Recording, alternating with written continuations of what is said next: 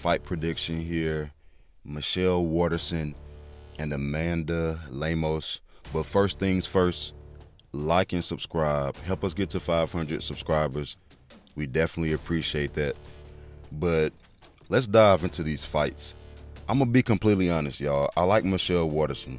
I don't think there's too many people who don't. But I'm looking at Lemos, and you could almost replace her last name and put Nunes, because that's who she reminds me of. Another version of Amanda Nunes. The type of power that this woman packs. She puts people away.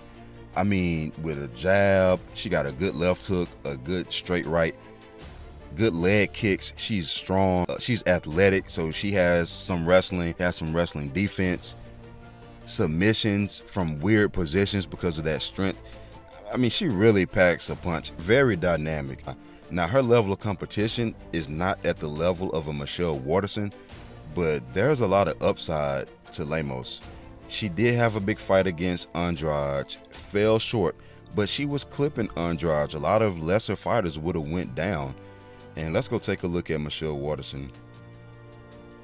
You see a few losses here, 4-3 in the last 7 fights. I don't even think she won the Angela Hill fight.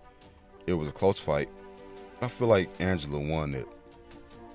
So you can make the argument that she's really lost 4 fights in a row. There's always the threat of Michelle doing something in a fight that she really doesn't do. The kicks are impressive. They're phenomenal. The flexibility, the power, the creativity, the craftiness. She's a veteran, very tricky, but her kicks aren't dangerous like an Edson Barboza or a Yair Rodriguez or somebody who can put your lights out. A lot of times the kicks are used to control distance, axe kicks, switch kicks, a side front kick, using that lead leg almost like a jab.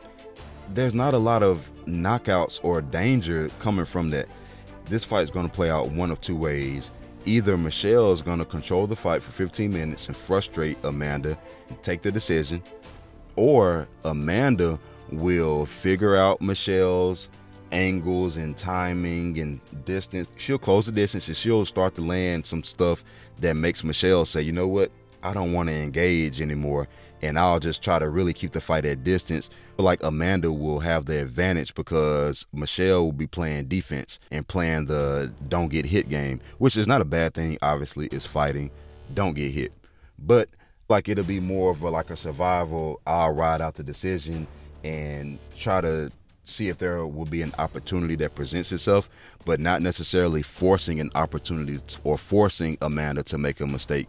And it just seems like Michelle at this point, she only loses to people at a certain level. And this fight might be a test more so for Amanda from the UFC to see if she can get past Michelle Waterson.